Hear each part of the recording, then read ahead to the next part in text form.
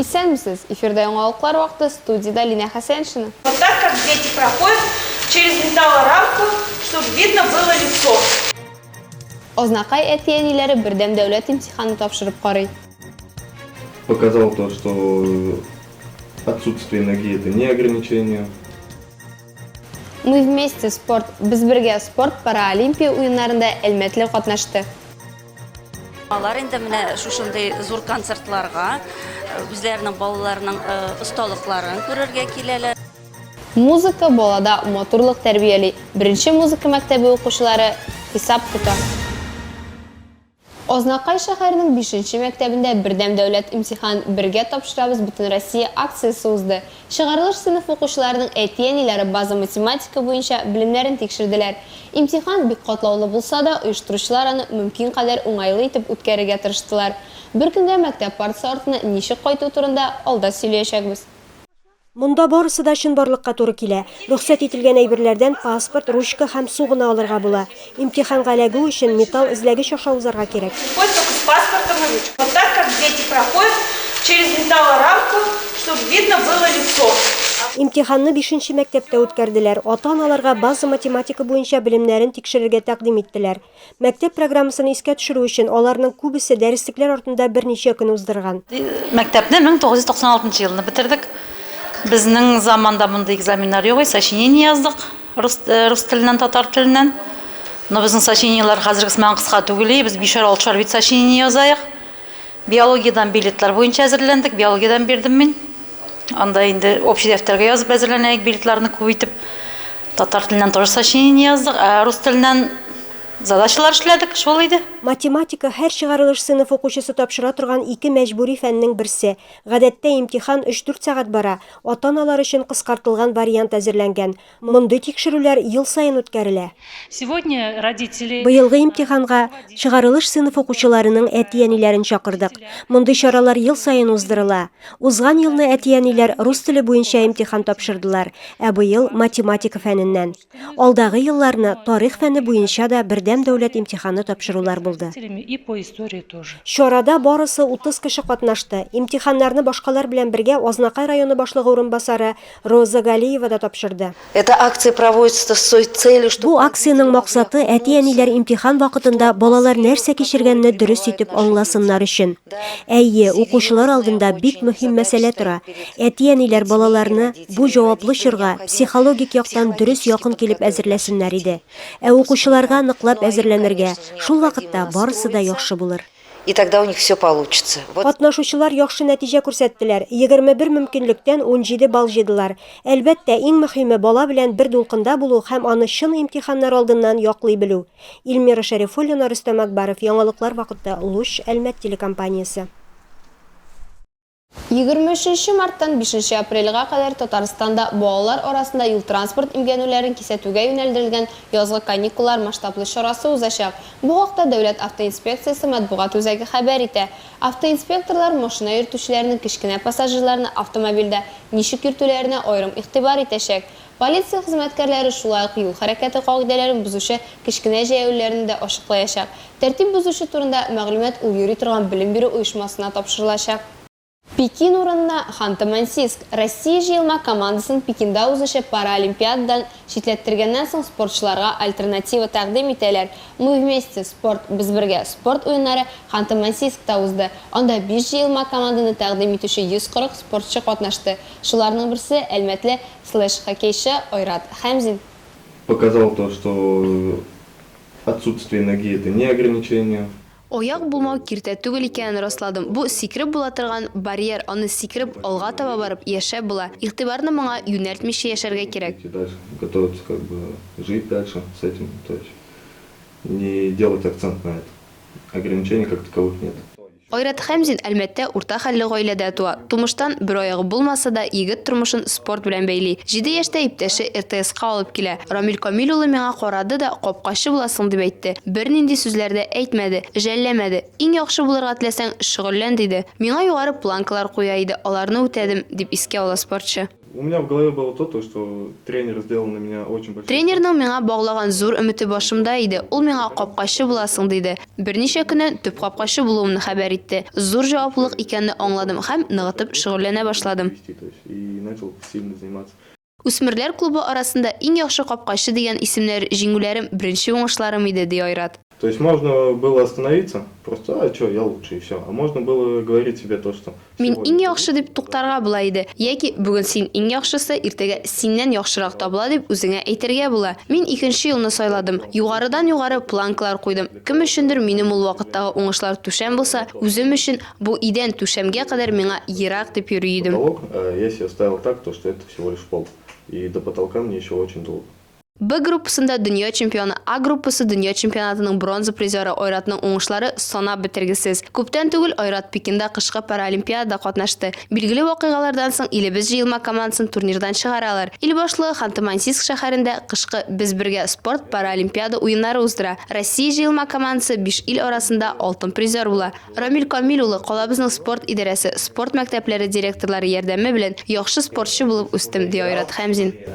Очень я благодарен тем, кто занимался мной, те, кто... Минем белән шөгыльләнгән кешеләргә мин нык рәхмәтлемен. Сүз, хезмәт белән мине үстергән, миңа ярдәм иткән кешеләрне хөрмәт итеп, минем өчен күпне эшләгән кешеләрнең нәтиҗәләрен белән куандырырга тырышам. И вот эти соревнования все, я стараюсь не подвести тех людей, которые очень много сделали для меня. Калганнар киткәндә, ял иткәндә дә үземне яхшы яктан күрсәтергә кирәк дип кала идем. Хәзер дә Әлмәткә кайтам шөгыльләнәм, ди Айрат. Әлмәттә Айрат сирәк була. Җыелма команда составында катнашмаганда Мәскәүнең Феникс хоккей клубы составында уйный. Лина Хәсәншина, Тимур Туманов, Яңалыклар вакыты, Луч Әлмәт телекомпаниясе. Айрат Хәмзинның мисалы сәламәтлеге какшаган кешеләргә көчле булу өчен үрнәк, бигрәк тә сынатмас өчен мөмкинлекләр тудырылганда. Бүген Мирас спорт сауыктыру комплексында терәк хәрәкәт аппараты буенча инвалид балалар арасында боччы буенча Әлмәт шәһәренең ачык беренчелеге узды. 20дән артык бала төп җанатарлары әти-әниләре белән килде. Традицион паралимпиада спорт түрі ярышларында ознакайлар да катнашты. Собралось более 20 детей для проведения соревнований. 20дән артык бала ярышта катнаша, җанатарлары әти-әниләре белән килделәр. Шара традицион ел сайын ярышларыбызга башка шәһәр спортчыларын да чакырабыз. Приглашаем на наши соревнования и спортсменов других городов. Уважаемый оргкомитет, участники открытого первенства города Бесин-Побочья на парад построен. Рамазан Хужин Татарстан Республикасы җыелма командасы әгъзасы. Ул күптән түгел Тула шәһәрендә узган ил беренчелегендә 5нче урынны яулый. Ярты ел элек илдә 15нче идем. Бүген 5леккә кирдем дип сөенә. Күп уңышларым бар. 7 яшьтән примерно заниматься итәм. Хәзер миңа 14 яшь. Очень миңа иң әйбәт спорт мине нык яратам. Много иң әйбәт ниләр бар минем анда. Победалар. Әйбәт эмоциялар испытать иттем мин анда. Мин Тульской областьта участвовать иттем. 5нче урын алдым. 2нче соревнованиялар сентябрьдә була. Кубок России булачак. 15 яшьлек ознакайлы Юлиан боччы белән 3 ел шөгыльләнә. Һәр ярыш көч өстиди, һәр тренировкага теләп йөри. Боччыдан тыш театр осталыгы белән шөгыльләнә. Төрле шәһәрләргә, бәйгеләргә йөри. 16 елда мин уже бу театральный буенча урыннар алып кайтам, Аллага шөкер. Гран-при алдым 19 елны. Иншаллага барып. Вот 29-да собираемся на тот же конкурс. Кая мин гран-при алдым. Боччы ул паралимпия спорт түрі. Катнашучыларның максаты актуп янында күбрәк үзләренекен җыю. Кемнең туплары күбрәк, шул җиңүче була. Сәламәтлеге ягыннан мөмкинлекләре шикле балаларны апрель башында шашка, азагында йөзү буенча ярышлар көтә. Нефтяникны Эдуард Дмитриев җитәкли башлады. Кичә Нефтяник хоккей клубы президенты Ринат Шәфигуллин Нефтяник командасына яңа тренер штабын тәкъдим итте. Аны калабыз җанатарларына хоккейчы балалар һәм яшьләр командалары тренеры карьерасы буенча танылган Эдуард Анатольевич җитәкләячәк. Эдуард Дмитриев белән бергә төп командага Спутникның бөтен тренер штабы Альберт Вафин, Рөстәм Шәңгәрәев, Денис Францкевич һәм Дмитрий Альмашев күчә. Клубның селекциясе өчен хәзер Игорь Фадеев җавап бирәчәк. Команда начальнигы Константин Косолов булачак. Илнардин Мөхәммәтов яшьләр командасына нефтяника администратор буларак күчә. Ә хәзер кыска вакытлы рекламага бүленәчәкбез. Аның артыннан ук безнең эфирдә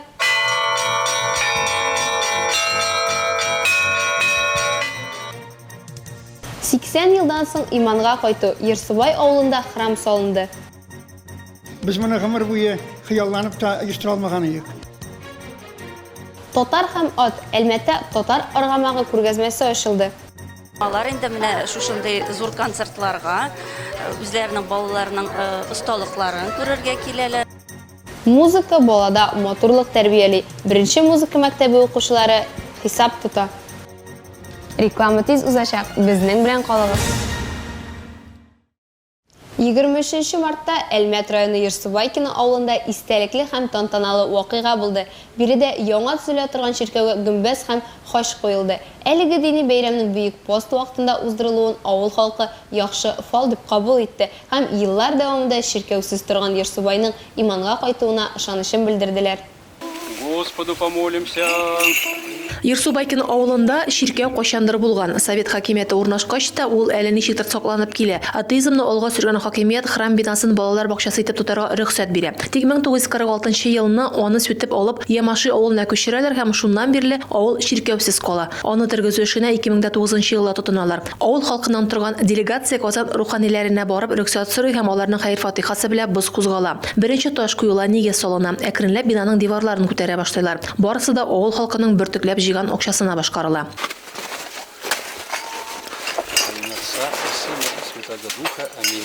Кайчандыр чиркәү урынына яңасы салына дигән хәбәр таралуга да 13 ел узып киткән. Шул арада элек унаштырылган гөмбәз ясалып бетми торып, түшәмнәренә су үтеп өлгерә. Шуннан соң авыл активы яңа гөмбәз куярга карар кыла һәм аны ясауны Түбән Новгород осталарына тапшыралар. Ниһаять гөмбәз әзер һәм аны урынына утыртырга була. Аның алдыннан христиан дине йоласы үтәлергә, чиркәү гөмбәзен дә, хаҗны да изгеләндерү гыйбадәте узарга тиеш.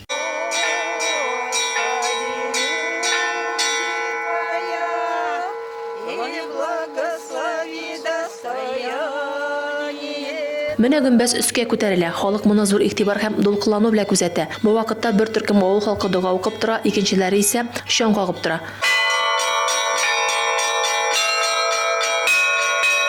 Шаң кагуның да үз мелодикасы, үз җае. Көндәлек шаң бәйрәмнекеннән, җәкшәмбенеке олы көннекеннән аерыла ди авыл апалары. Ерсубайда яңгыраганы бәйрәм шаңы 80 еллык бушлыктан соң храм кабат үз урынына кайтты.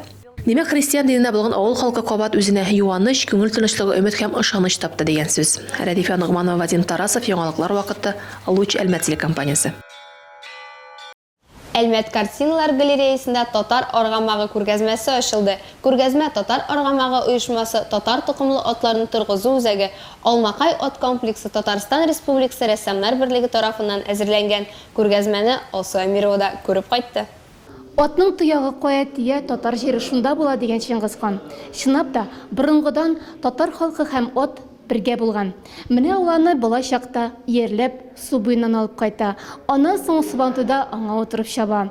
Шулай итеп, атка карата мәхәббәт, туган җиргә карата мәхәббәт һәр вакытта татар халкының күңелендә гомерлеккә калган.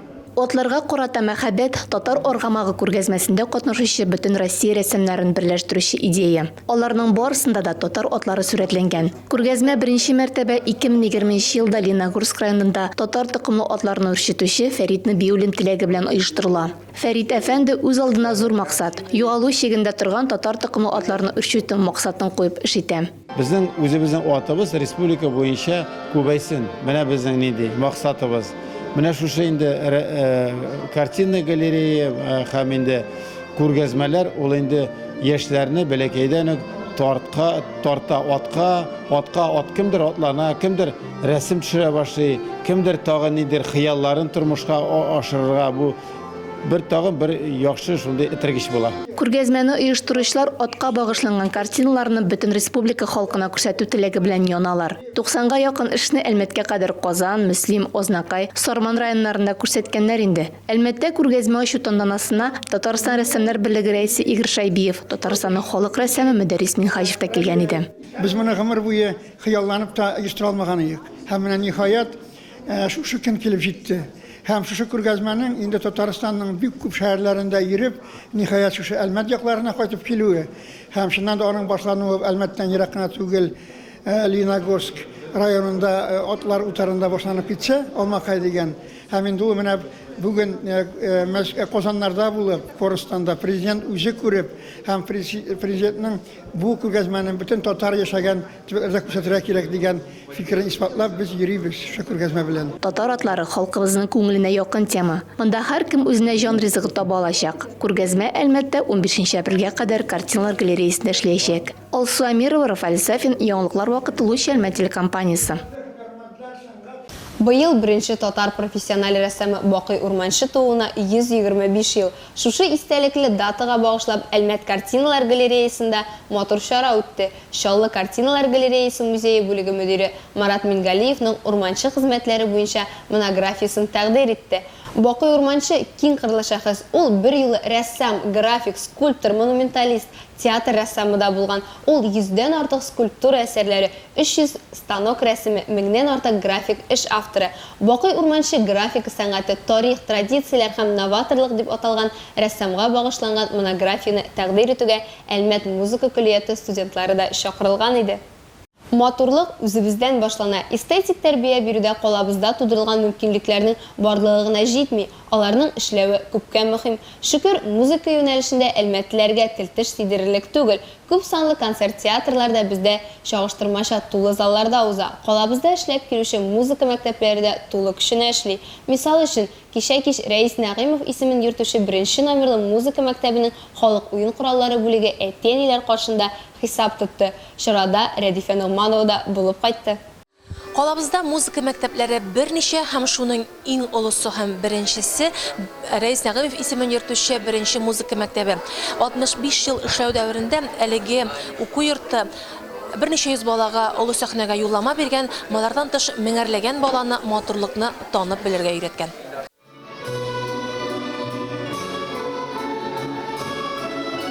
Фәрүзә ханым Служева думбырасы белән балачактан аерылышмый. Башта музыка мәктәбендә, аннан училище, институтта белем ала. Балалар укытуны һөнәр итеп сайлап, озак еллар инде музыка мәктәбендә эшли. Хәзер ул балаларны думбырада уйнарга өйрәтә. Это очень хороший звонкий инструмент. Мне он очень понравился, когда я пришла в музыкальную школу. И сейчас я с любовью обучаю своих детей. Он основа оркестра народных инструментов, и во многих этих ансамблях народных инструментов он солирует, и можно на нем просто солировать. Думбырасы турында озаклап сөйләгән укытучысы юлын сайларга теләүчеләр биредә җитәрлек. Бүген халык уен кораллары бүлегендә 110 бала белем ала. Думбыра, балалайка, гитара белән бер рәттән биредә аккордеон һәм баянда да уйнарга өйрәтәләр. Күренекле композитор, Татарстанның атказанган мәдәният хезмәткәре Рәис Нәгыймов исемен йөрткән мәктәп укучылары остазларының лаеклы дәвамчылары. Ел дәвамында үзләренең үсешләрен күрсәтер өчен алар бүген кабат сәхнәгә чыкты. Әлбәттә, балалар алар класста гына баянда уйнап кына остарылмыйлар. Балаларга сәхнәгә чыгарга кирәк. Сәхнәдә уйнап алар тагын да кешеләр остаралар. Һәм инде әтиәниләргә дә бик күңелле үзләренең балаларын сәхнәдә күрергә. Һәм алар инде менә шушындай зур концертларга үзләренең балаларының осталыкларын күрергә киләләр. Россия халыкларының мәдәни мирасы елына багышланган хисап концертында халык көйләре дә, күренекле композиторларның иҗат әсәрләре дә яңгырады. Кичә барышында республика һәм ил күләм бәйгеләрдә үзләрен таныткан укучыларга, шулай ук аларның әти-әниләренә рәхмәт хатлары тапшырылды. Рәдифә Ногманова, Марат Хәлиуллин, Яңалыклар вакыты, Луч Әлмәт телекомпаниясе. Бу сезгә җиткерәсе соңгы мәгълүматыбыз иде. Мин Лина Хәсәншина һәм монтаж операторы Оля Бейрамалова сезнең белән сау булашабыз. Исән-имин булыйк.